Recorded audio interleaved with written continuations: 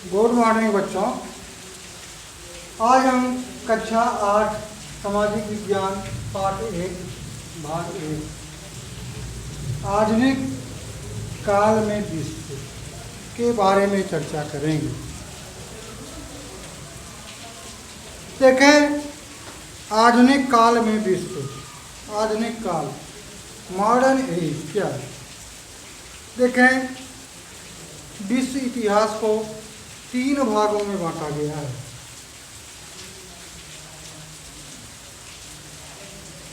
प्राचीन काल, मध्यकाल, आधुनिक काल। तो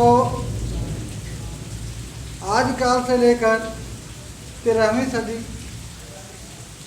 तक का जो समय होता है प्राचीन काल, उसके बाद वहाँ 13वीं से 18वीं सदी, 6वीं सदी तक का समय मध्यकाल, और 19वीं से 21वीं सदी के बीच का जो भाग होता है वह आधुनिक काल कहलाता है। तो यहाँ आधुनिक काल में विश्व से तात्पर्य हमारा यह है कि 19वीं सदी से लेके आज तक विश्व के जो हालात हैं इन पर हम चर्चा करेंगे। तो आधुनिक समय की संकल्पना, ये जो आज का समय है इसकी संकल्पना क्या है। भारतीय इतिहास के विकास को प्राचीन काल, मध्यकाल और आधुनिक काल में बांटा जाता है। इतिहास में मध्य युग को, इतिहास का जो मध्य युग जो है, आस्था का युग तथा आधुनिक युग को तर्क का युग कहते हैं। अर्थात वह जो था आस्था विश्वास का युग था, लेकिन आधुनिक युग जो है यह तर्क का युग है। यूरोप में आधुनिक युग का प्रारंभ 15वीं शताब्दी के पुनर्जागरण एवं धर्म सुधार के साथ हुआ। इसके विपरीत भारत में आधुनिक युग का प्रारंभ ब्रिटिश लोगों द्वारा भारत की पराधीनता के बाद 18वीं शताब्दी में हुआ। आधुनिक भारत मध्यकालीन भारत से पूर्णतः भिन्न है, क्योंकि इस युग में धर्मनिरपेक्षता तथा विवेक को उच्च स्थान दिया गया है। जो मध्ययुगीन भारत था, जिसमें छुआछूत, जाति भावना आदि संकीर्ण मानसिकताएं या रूढ़िवादी परंपराएं मौजूद थी, वह आज के आधुनिक भारत में परिलक्षित नहीं होती हैं, या होती भी हैं तो बहुत कम मात्रा में दृष्टिगोचर होती हैं। उनका स्थान आज तर्क और विवेक ने ले लिया है। यदि 17वीं शताब्दी के मनुष्य को आधुनिक विश्व को फिर से देखने को मिले तो निश्चित रूप से वह बदले हुए संसार को देखकर आश्चर्यचकित हो जाएगा। वह नगरों में बने हुए बहुमंजिले भवन, विशालकाय बांध, कारखानों तथा फ्लाईओवरों को देखकर अनायास कह उठेगा कि निश्चित ही मैं किसी नई दुनिया में आ गया हूँ। गांव के भूदृश्य, खेत खलिहान से लेकर परिवहन तथा दूर संचार को देखकर उसके नेत्र खुले रह जाएंगे। आधुनिक विश्व के अनुरूप विश्व में के तेजी से बदलते परिवेश के साथ साथ हमारा देश भी बहुआयामी आधुनिक भारत बनकर उभरा है। भारत की सामाजिक चेतना ने नई करवट बदली है। भारतवासियों ने एकजुट होकर विदेशी सत्ता को उखाड़ फेंका और प्रगति की राह से गुजरते हुए देश के सर्वांगीण विकास के स्वर्णिम द्वार खोल दिए। भारतीय जनमानस के इस जागृत काल ने ही भारत को आधुनिक भारत का सतरंगा स्वरूप प्रदान किया है। ब्रिटिश परतंत्रता से मुक्ति पाकर भारत ने 15 अगस्त 1947 को स्वतंत्रता के नव प्रभात के दर्शन किए। वर्तमान में भारत उद्योग, परिवहन, संचार, वाणिज्य, परमाणु शक्ति एवं अंतरिक्ष विज्ञान के रूप में यूरोपीय देशों के समकक्ष बनकर प्रकट हुआ है। वह दिन दूर नहीं जब भारत की गणना एक विकसित राष्ट्र के रूप में की जाएगी। आधुनिक युग का अवतरण। नवजागरण। मध्य युग के अंतिम काल में इटली में पुनर्जागरण आंदोलन प्रारंभ हुआ। यह आंदोलन यूनान और रोम की प्राचीन संस्कृति के पुनरुत्थान के रूप में पूरे यूरोप में फैल गया। यूरोप में प्राचीन सिद्धांतों और प्रथाओं के स्थान पर जो वैज्ञानिक ढंग से स्वतंत्र चिंतन का उदय हुआ उसे नवजागरण काल कहा गया। आधुनिक विज्ञान प्रौद्योगिकी एवं नवीनतम आविष्कारों ने नवजागरण को प्रसारण के लिए पंख प्रदान किए। नवजागरण के आलोक में यूरोप के लोगों ने वहाँ के निरंकुश शासकों, कैथोलिक चर्च के अंधविश्वासी एवं सड़ी गली परंपराओं के विरोध में क्रांति के स्तरों को मुखरित कर दिया। साहसी नाविकों की भौगोलिक खोज यात्राओं, विविध संस्कृतियों का आमेलन करके नवजागरण को एक सुदृढ़ आधार प्रदान किया। इस प्रकार जनमानस के जीवन एवं दृष्टिकोण में जिस चेतना का उदय हुआ उसे ही पुनर्जागरण कहा जाता है। पुनर्जागरण की परिभाषाएं। सेन महोदय के अनुसार पुनर्जागरण एक व्यापक शब्द है जिसका प्रयोग उन सभी बौद्धिक परिवर्तनों के लिए किया जाता है जो मध्य युग के अंत में तथा आधुनिक युग के प्रारंभ में दिखाई दे रहे हैं। डेविस के अनुसार धर्म के ठेकेदारों से मुक्त होने के शांतिपूर्ण प्रयासों का नाम ही पुनर्जागरण है। पुनर्जागरण ने यूरोप वासियों को नया वैज्ञानिक दृष्टिकोण प्रदान करके पोप के पाखंड और प्राचीन सड़ी गली रूढ़ियों को सदैव के लिए गहन अंधकार के गर्त में डुबो दिया। पुनर्जागरण के कारण। नए आविष्कार। यूरोप के लोगों ने नवीन वैज्ञानिक आविष्कार करके छापे खाने से शिक्षा तथा मशीनों के आविष्कारों से उद्योगों के द्वार खोलकर पुनर्जागरण को साकार कर दिया। भाषा और साहित्य। छापे खानों के आविष्कार ने भाषा एवं साहित्य का विकास किया और दोनों ने लोगों को नया ज्ञान देकर पुनर्जागरण को सार्थक बना दिया। भौगोलिक खोज। यूरोप के साहसी नाविकों की भौगोलिक खोज सेवाओं ने विविध संस्कृतियों का आमेलन करके नवजागरण के जैसे द्वार ही खोल दिए। नगरों की स्थापना। उद्योग और वाणिज्य ने नए औद्योगिक नगरों की स्थापना पर बल दिया। इन नगरों ने नया दृष्टिकोण देकर पुनर्जागरण लाने का विशेष योगदान दिया। इस्लाम धर्म का प्रचार। अरब के लोगों ने यूरोप में इस्लाम धर्म के प्रचार के बहाने अपना आधिपत्य स्थापित किया और वहाँ के धर्म और राजनीति के दोषों को उजागर किया। इस प्रकार वहाँ धर्म, समाज और राजनीतिक दशाओं में जो परिवर्तन उत्पन्न हुए उन्हीं के कारण दबे पगों से नवजागरण ने यूरोप में प्रवेश पा लिया।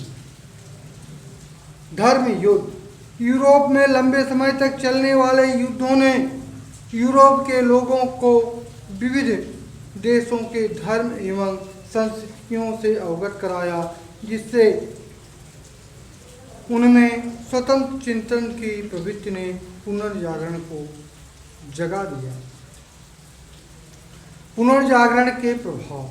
पुनर्जागरण के कारण समाज से पोप का प्रभाव कम हो गया और राष्ट्रीय भावना बलवती होने के फलस्वरूप लोगों का सामाजिक जीवन सुखी बन गया। पुनर्जागरण के कारण सामुदायिक भावना का विकास हो गया तथा लोग राजनीतिक अधिकारों के प्रति जागरूक हो गए। यूरोपीय देशों के निवासी रूढ़िवादी तथा अंधविश्वास छोड़कर नए प्रगतिवादी युग की ओर बढ़ गए। तब उन्हें ऐश्वर्य और भोग विलास की प्रवृत्ति बढ़ती चली गई। इस प्रकार इस काल में मार्टिन लूथर किंग ने कैथोलिक चर्च की सत्ता को समाप्त करके प्रोटेस्टेंट धर्म चलाया, जिससे अंधविश्वासों के स्थान पर मानवतावादी विचारधारा बह निकली। कैथोलिक चर्च जो कि परंपराओं रूढ़िवादियों पर आधारित, उसको समाप्त करके लूथर ने प्रोटेस्टेंट धर्म, सुधरा हुआ धर्म उसकी जगह पर लाया। यूरोपीय शक्तियों ने अधिक धन कमाने की होड़ में औद्योगिक केंद्रों और व्यापारिक मंडियों को विकसित कर दिया तथा अधिक धनवान बनने की प्रतिस्पर्धा से यूरोपीय शक्तियों में आर्थिक शत्रुता भी पनप गई। उसके बाद आता है अमेरिकी क्रांति। 8वीं शताब्दी के मध्य उत्तरी अमेरिका के 13 उपनिवेशों ने अपनी स्वतंत्रता के लिए युद्ध आरंभ किया, जिसका प्रमुख कारण ब्रिटिश सरकार द्वारा व्यापार पर लाई गई पाबंदियां थीं। इन उपनिवेशों को जब तक अपनी मातृभूमि कनाडा की फ्रांसीसियों से रक्षा हेतु सैन्य सहायता की जरूरत थी, तब तक उन्होंने इन पाबंदियों को सहन किया। सप्तवर्षीय युद्ध के बाद सन 1763 में पेरिस की संधि के अंतर्गत कनाडा को फ्रांसीसियों के हाथों में सौंपकर एक शक्तिशाली साम्राज्य की स्थापना की। इसी समय ब्रिटेन में जॉर्ज ग्रेनविल की सरकार ने उपनिवेशों को अपने सुरक्षा खर्च स्वयं सहन करने के लिए व्यापार कानून को लागू किया। इसके अतिरिक्त ग्रेनविल की सरकार ने 1765 में ब्रिटिश संसद द्वारा लगाए स्टाम्प एक्ट को पारित कर उपनिवेशों के ऊपर अधिक बोझ को बढ़ा दिया। इन करों को हिंसात्मक विरोध किया जो ब्रिटिश संसद द्वारा लगाए गए थे। सरकार ने स्टाम्प एक्ट को लागू करने में आई कठिनाइयों को देखते हुए एक्ट को समाप्त कर दिया। इस एक्ट को समाप्त करने का अर्थ यह नहीं था कि ब्रिटिश सरकार उपनिवेशों पर से कर लगाने का अधिकार को वापस ले लिया। वित्त चांसलर टाइनसेड ने चाय और काली मिर्च जैसी कुछ वस्तुओं के आयात पर कर लगा दिया। इसके विरोध में उपनिवेशियों ने सभी ब्रिटिश सामानों के आयात पर रोक लगा दी। परिणाम स्वरूप प्रधानमंत्री लॉर्ड नॉर्थ द्वारा सभी आयात शुल्क वापस लिए गए। उपनिवेशों में मूल रूप से ऐसी संसद द्वारा कर लगाए जाने का विरोध कर रहे थे जिसमें उनका कोई प्रतिनिधि नहीं था। 1773 में बोस्टन बंदरगाह पर चाय से लदे 3 जहाज़ों में बड़ी संख्या में उपनिवेशित लोग चढ़ गए और लदे हुए सामान को समुद्र में फेंक दिया। इस घटना को बोस्टन लॉ पार्टी के नाम से जाना जाता है। ब्रिटिश सरकार ने बोस्टन के लोगों के इस गैर कानूनी व्यवहार के कारण दंडित करने के लिए बोस्टन बंदरगाह को व्यापार के लिए रोक दिया। मैसाचुसेट्स नगर की सभी स्वशासित संस्थाओं को बंद कर दिया गया तथा सेना बुला ली गई। ब्रिटिश सरकार ने दमनकारी उपायों ने संकट बढ़ा दिया। 1775 में लिविंगस्टन में युद्ध छिड़ गया।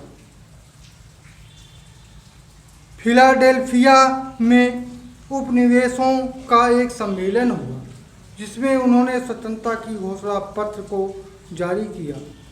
फ्रांस, स्पेन और हॉलैंड की सेनाएं उपनिवेशों के साथ ब्रिटेन के विरुद्ध काफ़ी लंबे समय तक लड़ती रही, जिसका नेतृत्व लॉर्ड कॉर्नवालिस कर रहे थे। इसके 2 वर्ष बाद ब्रिटेन ने वर्साई की संधि के अंतर्गत उपनिवेशों को स्वतंत्रता प्रदान कर दी। यह क्रांति इतिहास में अमेरिकी क्रांति के नाम से जानी जाती है। अमेरिकी उपनिवेशों की इस स्वतंत्रता के बहुत दूरगामी प्रभाव हुए। स्वतंत्रता की यह भावना फ्रांस की क्रांति से प्रेरित रही थी। फ्रांसीसी क्रांति। अमेरिकी स्वतंत्रता से पहले फ्रांस की सत्ता वर्ग विशेषाधिकार प्राप्त और निरंकुश था। यहाँ का 14वां राजा लुई अपनी तमाम कमजोरियों के बावजूद देश की भलाई के लिए तत्पर रहता था, लेकिन उसके उत्तराधिकारी सरकार के अंतर्गत अपने दायित्वों को पूरी तरह पालन करने में सक्षम नहीं थे। ठीक इसके विपरीत विशेषाधिकार रहित मध्यम वर्ग में कनिष्ठ पादरी, कृषक और श्रमिक थे, जो बिना किसी अधिकार के सभी दायित्वों के प्रति उत्तरदायी थे। लगातार युद्ध और राजा के उत्तराधिकारियों द्वारा मनमाने खर्च ने राज्य को कंगाल कर दिया, जिसका परिणाम यह हुआ कि सरकार द्वारा लगाए गए करों का संपूर्ण बोझ विशेषाधिकार विहीन वर्ग पर पड़ गया, जो इसका भुगतान करने के लिए सक्षम नहीं थे। अमेरिका के स्वतंत्रता युद्ध में फ्रांस को कुछ ऐसा लगा जिससे विवश होकर सन 1789 में लुई 16वें ने इस खर्च की समस्या का हल निकालने के लिए स्टेट्स जनरल की सभा बुलाई। इस सभा के अंतर्गत प्राचीन शासन की समाप्ति और क्रांति के लिए कदम बढ़ाए गए। अब फ्रांस की जनता फ्रांसीसी दार्शनिकों की उदारवादी विचारधारा से प्रेरित थी। रूसों के अनुसार व्यक्ति स्वतंत्र पैदा होते हैं, परंतु वे सर्वत्र बंधनों में जकड़े रहते हैं। एक लोकप्रिय जनमत के आधार पर सरकार द्वारा इस गठबंधन की बेड़ियां तोड़ी जा सकती हैं। वॉल्टेयर ने भी चर्चों में भ्रष्टाचार और निरंकुशता की बुराइयों का खुलासा किया। संक्षेप में इन स्वदेशी व स्वतंत्रता, समानता और बंधुत्वता 3 शब्दों के आसपास क्रांति के सुर को बांध दिया। लुई 16वें के बुलाने पर एक आम सभा आयोजित की गई। इसमें 3 प्रकार के लोग शामिल हुए: कुलीन वर्ग, चर्च के पादरी तथा आम जनता के चुने हुए प्रतिनिधि। जनसाधारण का प्रतिनिधित्व कम होने के कारण उनके मत का कोई मूल्य न था। इस वर्ग में ने यह मांग रखी कि उसके प्रत्येक सदस्य को एक मत देने का अधिकार मिलना चाहिए, लेकिन प्रथम दोनों वर्गों ने इस मांग को नहीं माना। तब तीसरे वर्ग ने क्रुद्ध होकर 17 जून 1789 को अपने आप को राष्ट्रीय सभा घोषित कर लिया। इस पर राजा ने असेंबली हॉल के दरवाजे बंद करा दिए ताकि तीसरे वर्ग के लोग क्रांतिकारी गतिविधियां न कर सकें। तीसरे वर्ग के सदस्यों ने टेनिस कोर्ट में एकत्र होकर शपथ ग्रहण की कि जब तक नया संविधान नहीं बन जाता तब तक वे वहां से नहीं हटेंगे। उनकी विजय हुई और राष्ट्रीय सभा के निर्माण किया गया।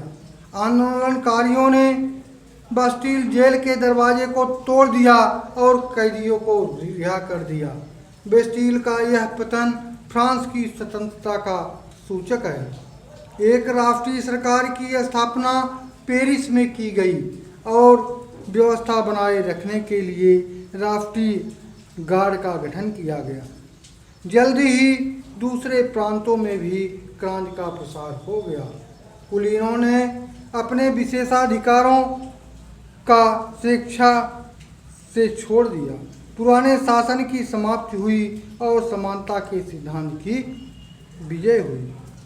राष्ट्रीय सभा द्वारा संविधान सभा का गठन किया गया तथा अधिकारों की घोषणा पत्र तैयार किया गया, जिसमें घोषणा की गई कि सभी मनुष्य स्वतंत्र हैं तथा उन्हें सामाजिक अधिकार प्राप्त है। राज्य की संप्रभुता उसके सामने अपने लोगों में है। राजा के सभी शक्तियां छीन ली गई, इसलिए उसने फ्रांस में से भागने का प्रयास किया, लेकिन असफल रहा। फ्रांस में गणतंत्र की स्थापना की गई। 21 सितंबर 1792 को राष्ट्रीय कन्वेंशन बुलाकर राजा पर मुकदमा चलाया गया और उसे फांसी की सजा दी गई। फ्रांस की इस क्रांति के फलस्वरूप स्वतंत्रता, समानता तथा बंधुत्व का यह संदेश विश्व के अनेक देशों में प्रतिध्वनित होकर उन्हें प्रेरित करता रहा। अमेरिका और फ्रांसीसी क्रांति के बाद औद्योगिक क्रांति की नींव पड़ी। बस आज के इस पार्ट में इतना ही। कल अब हम लोग आगे औद्योगिक क्रांति और उसके प्रभावों के बारे में जानने का प्रयास करेंगे। जय हिंद।